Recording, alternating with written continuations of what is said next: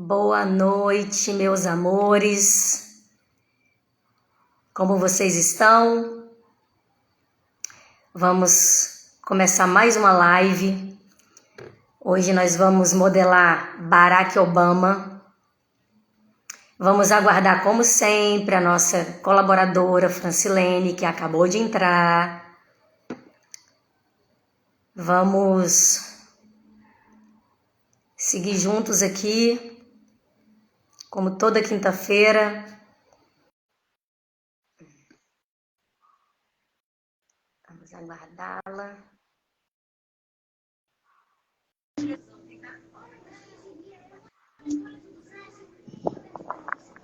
E aí? Oi, tudo bom? Tudo ótimo, e você?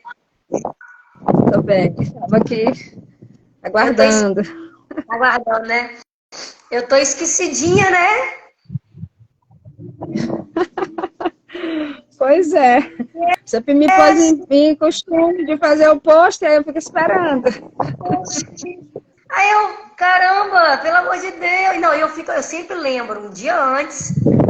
Aí eu falo, não, pegando esse dia. Cara, de novo, eu quase ia esquecendo de colocar o post. O pessoal que não segue, mas é bom a gente lembrar. Vamos então para a nossa modelagem de hoje, que é do Barack. Eu vou ficar olhando um pouquinho para cá, porque eu resolvi, em vez de escrever algumas coisas, eu botei aqui o computador mais pertinho de mim, e aí eu vou ler por aqui para ficar um pouco mais prático. Então, vamos começar a nossa modelagem. Vamos lá. O pessoal tá com preguiça de entrar. Mas tá bom, tá valendo. Vamos. Barack Obama, então, ele foi o primeiro presidente negro dos Estados Unidos em novembro de 2008. Ele é um político norte-americano, eleito presidente dos Estados Unidos em novembro de 2008, o primeiro negro a conquistar o comando do país. Ele nasceu numa cidade no Havaí em 1961, agora é quase aniversário. Ele é filho de uma mulher branca, de um homem negro, ela nascida no estado do Kansas e o pai nascido no Quênia. E quando pequeno, Obama, quando ele tinha 2 anos, os pais dele se divorciaram e o seu pai ingressou na faculdade, na Universidade de Harvard, e depois de concluí-la, ele retornou ao Quênia. Em 1982, o pai dele faleceu em um acidente automobilístico. E Barack Obama, ele passou parte da infância dele no Havaí, na Indonésia, para onde sua mãe se mudou depois de se divorciar do pai e se casar novamente. E aos 10 anos, ele retornou ao Havaí, onde viveu sob os cuidados dos avós maternos. Ele frequentou o Colégio Ocidental de Los Angeles, uma escola preparatória que possibilitou seu ingresso na Columbia University em Nova York, e onde ele se tornou bacharel em ciências políticas em 1985. E após uma breve estadia em Chicago, ele ingressou na escola de Harvard, terminando seu doutorado em 1991.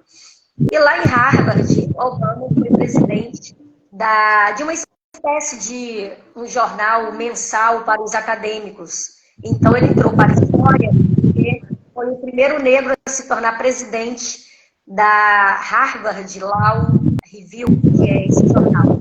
Trabalhando em uma firma de advogados em Chicago, onde ele conheceu sua esposa, Michelle Robinson. Eles se casaram em 1992 e tiveram 2 filhas.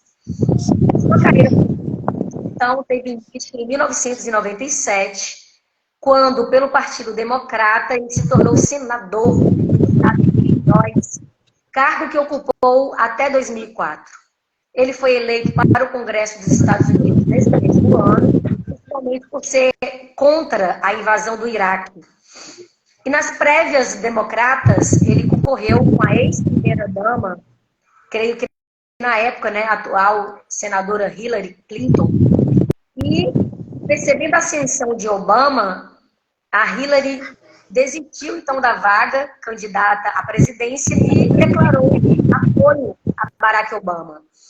Ele apostou na insatisfação da população com a política do atual presidente, George Bush, e em seus discursos fica clara a sua preocupação com o sistema de saúde que se posiciona a favor do fim da guerra do Iraque e do uso de diplomacia com o Irã, para com o Irã, e a favor do desarmamento nuclear. E em novembro, Obama venceu, então, o concorrente e foi eleito ao 44º presidente dos Estados Unidos, sendo aclamado como o primeiro negro a governar o país. E ele mesmo diz, e deixa claro que essa questão racial ela é secundária. E em suas palavras ele diz, não há uma América negra e uma América branca, uma América latina, uma América asiática. Há os Estados Unidos da América. E, para ser simpatizante, Obama é um político único e estimulante, como o presidente John Kennedy, e não há dúvida que ele é semelhante ao de Kennedy. Por outro lado, seus adversários o acusam de ser nada mais que um orador eloquente, de ideias ingênuas e políticas econômicas que tendem ao socialismo. Também se fala da inexperiência de Obama, particularmente nas questões internacionais mais tensas, como o papel dos Estados Unidos no Iraque. E para compensar essa situação, ele foi escolhido como vice-presidente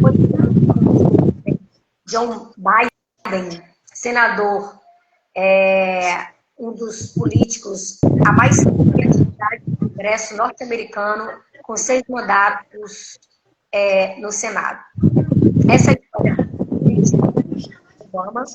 E ele tem algumas frases marcantes. E a primeira frase que ele diz é o seguinte: a mudança não acontecerá se nós esperarmos outra pessoa ou se esperarmos por algum outro momento. Nós somos as pessoas pelas quais esperávamos. Nós somos a mudança que buscamos. Na verdade, existe uma frase que a gente ensina que aquilo que você se incomoda em mim, você precisa tratar em você. Então, de fato, nós devemos ser a mudança que queremos ver no mundo. E a mudança, ela começa em nós, e começa por nós. E a gente está sempre colocando uma desculpa, uma circunstância, ou uma condição, ou exigindo do outro ou do mundo essa mudança.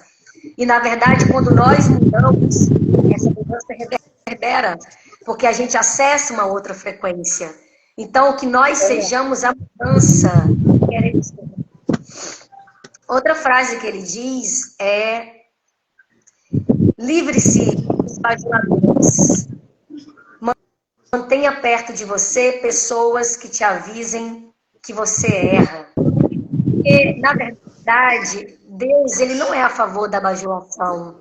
Afinal, aquele que bajula, ele próximo, ele é visto como interesseiro, como cobiçador e como falso. O bajulador não é o seu amigo. Não se iluda com aqueles que estão te bajulando. Eles não são seus amigos. Pois os verdadeiros amigos, eles não bajulam, eles não têm interesse em tirar nada de você. Só a amizade para ele importa.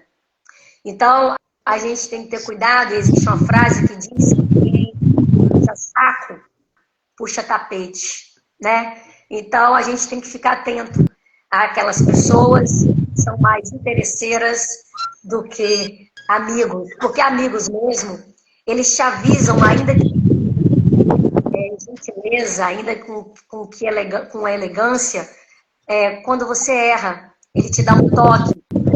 Não ao contrário, ele poderia estar ali incentivando através de uma falsidade. Uma coisa que eu achei muito, mas muito interessante é que ele fala dessa questão da religião. Ele diz: a verdadeira religião não pode ser transformada em prisioneira de uma instituição, nem pode distanciar-se por um minuto da ciência ou da filosofia. Ela deve, isso sim, avançar interdisciplinarmente, unida ao próximo. A gente precisa ser livre, e lá em Pedro fala que mas não usem a liberdade como desculpa para fazer o mal. Vivam como servos de Deus. E já muitas vezes, o Francilene, sobre liberdade, sobre livre-arbítrio, que com essa desculpa a gente acha que pode usar de qualquer jeito, sobre a liberdade, com responsabilidade, mas aqui ele fala essa coisa interessante em relação à religião, porque muitas vezes a gente quer ficar preso a filosofias, e não é por aí. E a gente sabe que é para a liberdade que Cristo nos libertou. E aqui fala, em Colossenses, tenham cuidado para que ninguém os escravize a filosofias vãs e enganosas, que se fundamentam nas tradições humanas e nos princípios elementares deste mundo, e não em Cristo.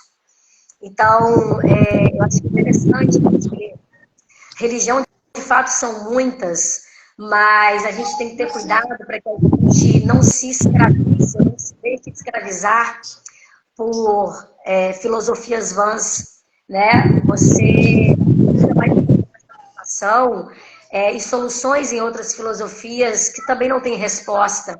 A gente precisa buscar conhecer a verdade, que é capaz de te libertar de tudo que te aprisiona.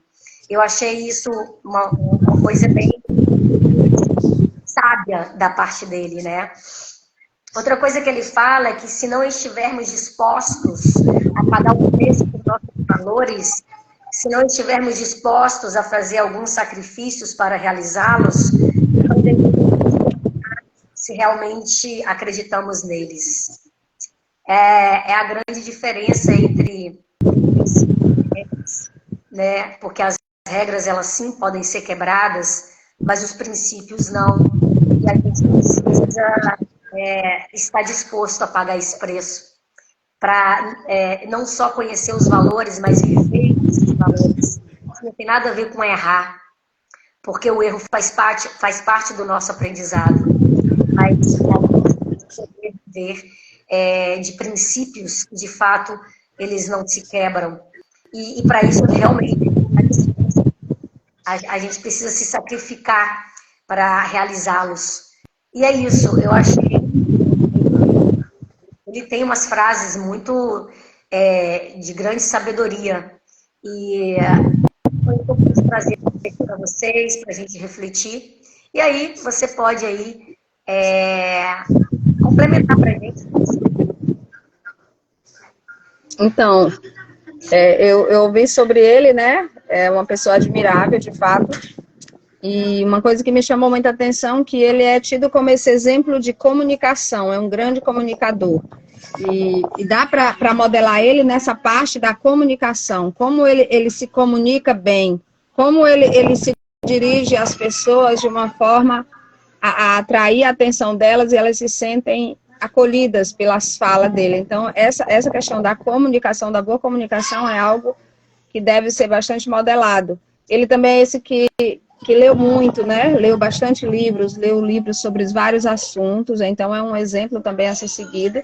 Numa das falas dele, ele diz que, e assim no momento em que persuadimos uma criança, qualquer criança, a cruzar o limiar da biblioteca, mudamos suas vidas para sempre e para melhor. Então, essa frase, realmente, ele realmente acredita nisso, porque ele é tido como um grande leitor, alguém que leu muitos livros de vários assuntos. Então, ele defende a questão da leitura, é importante levar a criança a cruzar o limiar da biblioteca, a mudar, para que ela possa mudar a sua vida para melhor, porque a leitura faz você ter consciência de vários assuntos, ter vários conhecimentos, e começar já desde criança a levar as crianças a isso, né? Eu tenho vivido isso na minha sala de aula agora, que eu tenho 3º ano, e eu incentivo muito as crianças nesse sentido da leitura, do aprender a ler, do praticar, do estar disposta realmente, que eles vão ganhar muito quando eles abrirem essa consciência da leitura, né? E aí ele fala sobre isso, e é interessante, como eu ouvindo algumas coisas sobre ele, ele foi um grande leitor, e por isso também é um grande comunicador, porque ele buscou conhecimento, e aí ele entende de vários assuntos, e entende também do como se comunicar de forma assertiva, né? Porque a comunicação, né, como a gente sabe, não é só verbal, ela tem várias linguagens, né, para você comunicar com alguém, tem toda uma energia, né? Inclusive, 50% da comunicação, da comunicação é não verbal. Verdade. Nem sempre o que você fala, né, mas como você fala, a forma como você, né, se apresenta, né, então isso comunica às vezes mais do que o que você diz. Então ele entende, ele é tido como esse grande comunicador, pelos gestos, pelas formas como ele interage com as pessoas. E é muito interessante, ele diz que, uma coisa também que eu vi nele, que para ser um bom líder, você não precisa saber todas as respostas, basta fazer as perguntas certas, né?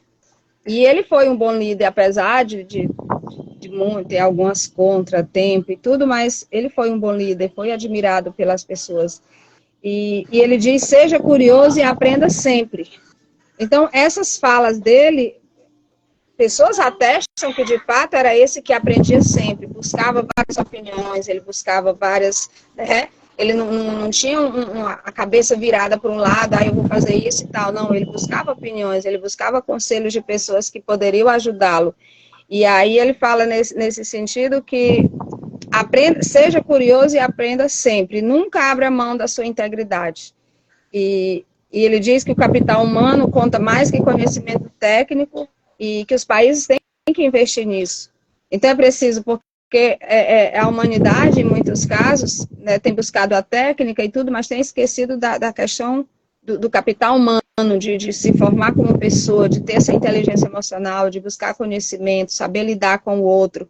Então é muito mais importante do que o conhecimento técnico, que também é importante, mas sem o capital humano, essa parte humana de lidar com o outro, a sua técnica, ela fica meio que sem sentido, né? Quando você não consegue saber ser líder, liderar os outros, saber fazer as perguntas certas, né? Não precisa ter todas as respostas, mas precisa saber fazer as perguntas certas. E é interessante, voltando bem que na leitura, ele diz que a leitura é importante, se você sabe ler, o mundo inteiro se abre para você. Então, é importante essa questão do incentivo à leitura, de buscar bons livros, buscar bons autores, buscar conhecimentos nos livros, porque para que o mundo se abra na nossa frente ali, quando você busca o conhecimento contido nos livros de pessoas que viveram, que tiveram suas experiências e publicaram, é importante buscar conhecimentos a partir da leitura do livro, né? Então é importante isso. E assim, tem várias frases interessantes deles que eu gostei, eu vou citar algumas, talvez sem comentar, mas ele diz que eu cometi alguns erros e garanto que cometerei mais. É preciso humildade, né? Porque ninguém vai viver no mundo sem errar de jeito nenhum. E aquilo que você falava, se livrar dos bajuladores, mas ficar por perto de pessoas que vão te avisar quando você errar. Porque às vezes a gente erra e não percebe e tal, mas quando tem alguém de confiança que diz, você cai na consciência e muda de rota, né? Tem uma mudança de mentalidade. E ele diz que a mudança nunca é fácil, mas é sempre possível. As pessoas não querem mudar, mas é possível, né? Ter a mudança. É difícil, às vezes, mudar. Mas é possível. Se você tem dentro esse desejo de mudança, de transformação, é possível buscar. Vá em busca dessa mudança que você quer. E ele diz que o entusiasmo compensa uma série de deficiências. Às vezes você não sabe muita coisa, mas se você tem o entusiasmo de ir atrás, de buscar, então já compensa as deficiências que você tem em relação a determinado assunto, a determinada situação. Então, buscar sempre o conhecimento, buscar sempre a mudança, mesmo ela não sendo fácil. E uma coisa também que é interessante, você não pode deixar que seus fracassos o definam, mas você tem que deixar seus fracassos te ensinarem. Às vezes nós nos definimos pelos nossos fracassos. Eu não sou ninguém, eu não sirvo para nada, tudo que eu for fazer não dá certo. Não, que você aprenda com os fracassos. Não se defina por eles, porque todo mundo é sujeito ao fracasso. E fracassando de fracasso em fracasso, se você não desistir, você consegue chegar aonde você deseja, né? Como ele disse, se você estiver trilhando o caminho certo e estiver disposto a continuar caminhando, acabará progredindo. Então, no caminho certo, se você está no caminho certo e continuar caminhando, não quer dizer que não vai ter fracasso, mesmo no caminho certo. Vai ter dificuldades, vai ter erro, vai ter falhas. E daí você aprende com tudo isso, recomeça, continua, que aí você acabará progredindo e chegando àquilo que você deseja. Porque onde você começa não deve determinar onde você termina. Mas eu vim de lá, de baixo, eu vim lá não sei de onde, aí acha que não pode chegar num lugar maior. Porque pensa que aonde você começou, você deve terminar de maneira alguma. O começo lhe aponta para uma direção e que se você progredir, você vai caminhando, você consegue atingir aquilo que você deseja. Então, esses grandes líderes, essas grandes pessoas que chegaram a um grande cargo, a um grande posto, eles tiveram seus fracassos, suas dificuldades, suas perseguições, mas eles não desanimaram, eles buscaram conhecimento, eles colocaram em prática esse conhecimento e tiveram a sabedoria para continuar. E são exemplos para que a gente possa realmente pensar nisso. Por que não eu? Por que, né? Então, que possamos continuar com esperança, com virtude. Nós vamos enfrentar mais uma vez a dificuldade, como ele fala. Então, é importante tudo isso. Aqui ele diz, agora é a sua vez de mudar o mundo. E sim, nós podemos. É a nossa vez de mudar o mundo. Mas começando a mudança por nós, sendo aquela pessoa que nós gostaríamos de ser, fazendo a diferença que nós gostaríamos que tivesse no mundo. Então, cada um tem a responsabilidade de fazer diferente, a começar em nós, depois na nossa casa, ao nosso redor. Porque às vezes nós queremos mudar o outro, enquanto nós mesmos precisamos de mudança, precisamos de transformação. Então, que possamos olhar para dentro, ver em que nós podemos melhorar, podemos buscar mais conhecimento, né? Então, é interessante todos esses exemplos, essa modelagem que a gente faz, é importante. Cada um tem um ponto. Então, uma coisa dele, assim, que eu achei interessante é isso, a questão da comunicação, do conhecimento que ele buscou. Então, ele só chegou ao posto que ele chegou porque antes ele fez por merecer, ele buscou o conhecimento, não foi sorte, não foi, né? Mas ele trabalhou todo um conhecimento, né? Para poder chegar onde esteve e onde está, né? Claro que não agradou a todos, como ele diz, que tem erros, que errou muito e vai continuar errando, é humildade reconhecer que você erra. Né? Então, é isso, Deise. Você falou aí tem do algo erro. mais a acrescentar. Eu vou aproveitar o gancho que a gente tem falado do erro, e você complementou aí. Tem uma frase dele que ele diz o seguinte, Francilene: não tenham medo. Os Estados Unidos já passaram por tempos difíceis. Escravidão, guerra civil, fome, doença, grande depressão e 11 de setembro. E cada vez ficamos mais fortes, geralmente porque uma nova geração, jovens como vocês, aprendem com os erros do passado e descobrem como melhorar as coisas. Façam o que vocês acreditam ser certo, porque os erros, eles vão sempre existir. E os erros, eles precisam existir. E ai da gente, se a gente tem a sabedoria de errar com os erros dos outros, de aprender com os erros dos outros, muito mais do que com os nossos próprios, né? Seria muito melhor. Mas nós temos essa possibilidade. E você vê que com os erros, as pessoas, as novas gerações, têm a possibilidade de, através desses erros do passado, melhorar as coisas, fazer diferente. Essa é a possibilidade, eu acho que é a maior lição.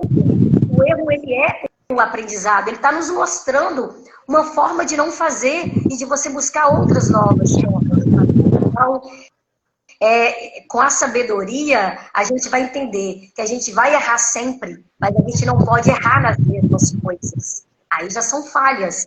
E o nosso maior erro é justamente a gente insistir em errar nas mesmas coisas. Mas quando a gente erra em coisas diferentes, isso vai acontecer sempre. Inclusive em cada projeto,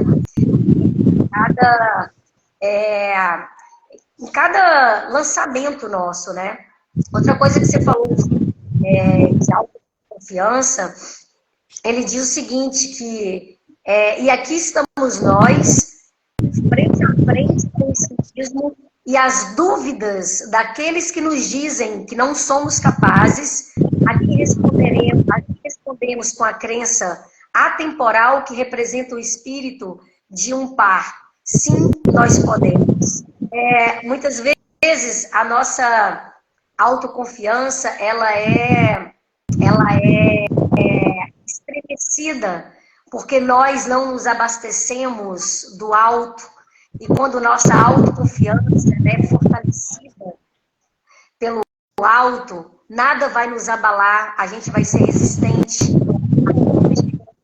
vai ser resistente também a elogio, porque a gente vai saber administrar isso para que, quando vier uma crítica, a gente não cair. Então, a autoconfiança, quando a gente entende ela do alto, dificilmente a gente vai se abalar. É claro que isso precisa ser compreendido ao ponto para que a gente acesse essa confiança do alto e para que a gente se fortaleça. E humildade é reconhecer justamente quem é maior do que nós. E isso não tem nada a ver com autoconfiança. Mas se a gente se abastecer dele, a gente vai estar bem, né? Então, ele é inteligente. E, como sempre, ninguém vai agradar a todos, né? Nós não temos essa capacidade, né? Jesus não foi, não agradou, imagina, perfeito como é que irá a nós. Então, foi o que a gente trouxe aí, de informação do Barack Obama, e a gente pode finalizar, né, Francilene, caso você não tenha mais nada para nos trazer.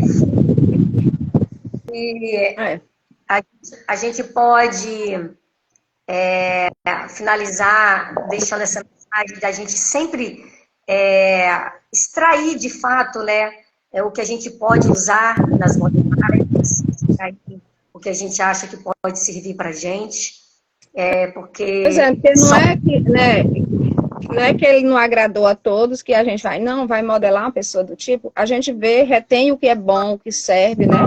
Porque claro, tem grandes exemplos, né? Porque tem o lado ruim, como todo mundo tem, os deslizes, os erros, mas vamos ver o lado bom da pessoa, quantas coisas boas, quantos exemplos também, não é?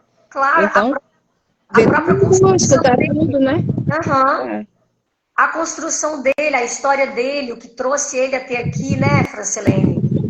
Para chegar nesse mais alto topo, vamos dizer assim, como presidente, né, um dos maiores cargos hierárquicos, assim. Então, tem uma história. Você vê o estudante que ele foi, estudando uma das melhores universidades. Então, nem sempre você vai agradar com as suas ideologias, mas a gente tem que reconhecer o que a pessoa tem de bom. Todos nós temos isso. Nós não temos só coisas boas. Não falamos só coisas boas. Né? Então, muitas vezes pode agradar um, pode não agradar outro. E vai ser sempre assim. Não tem como ter essa perfeição. A perfeição não é deste mundo. É mais ou menos por aí. Mas é isso. Quer deixar alguma palavra? Só agradecer a você, agradecer a todos, né, que entraram, que ouvirão essa live em outro momento, que você possa realmente olhar para o alto, saber que nós temos um Deus que nos ama, e temos que ter todos os dias a consciência de que Ele nos protege, que Ele não nos abandona de maneira alguma. E viver a verdade, buscar a verdade sempre. A verdade é o próprio Deus, é o próprio Jesus Cristo. Então, viver essa verdade na nossa vida, buscar a palavra de vida eterna, que é a espada do Espírito, é a palavra de Deus. Então, que possamos estar armados com essa espada todos os dias, buscar essa intimidade com Deus em todos os momentos da nossa vida, da nossa história, nos momentos mais fáceis e difíceis pelos quais nós passaremos, que possamos realmente olhar sempre para o alto. Como diz o Salmo, levanto os meus olhos para os montes, de onde me virá o meu socorro? O meu socorro me vem do Senhor que fez o céu e a terra. E aí tem uma parte desse Salmo que eu acho maravilhosa. Ele não dorme e nem cochila. Aquele que te vigia, o guarda de Israel, não dorme nem cochila. Então que possamos ter essa confiança, essa certeza, que ele não dorme e nem repousa, ele está sempre olhando para nós. Então, com essa mensagem, né, eu finalizo e agradeço a todos vocês. Isso aí. E a gente estava falando tanto de sabedoria, tinha feito um boot hoje mais cedo, Francilene, e eu pedi graças ao Senhor, porque Ele é a fonte inigualável de toda a sabedoria. E a sua sabedoria, a sua misericórdia, na verdade, nos faz acessar a sabedoria. E a sua graça nos dá, mesmo sem merecermos. E o seu amor perseguidor nos seca com a sua sabedoria. Então, nós aproveitamos, então, a misericórdia do Senhor, que nos provou, para adentrarmos nesta pessoa chamada sabedoria. E eu peço que as pessoas comecem a sentir coisas novas e que nós possamos amar a sabedoria, porque ela é uma pessoa da verdade. E é isso que nós buscamos sempre, todos os dias, acessar. E que vocês se conectem sempre com algo que no coração de vocês, e é através dele que nós nos conectamos com o Pai. E é isso, pessoal. Eu agradeço mais uma vez aqui a participação e até a próxima live, toda quinta-feira. E a gente vai... Eu vou colocar o post um dia antes, eu prometo. Eu coloquei muito em cima hoje. Tá bom? Francilene, até quinta-feira que vem. Até, se Deus quiser. Tchau. Tudo de bom. Tchau.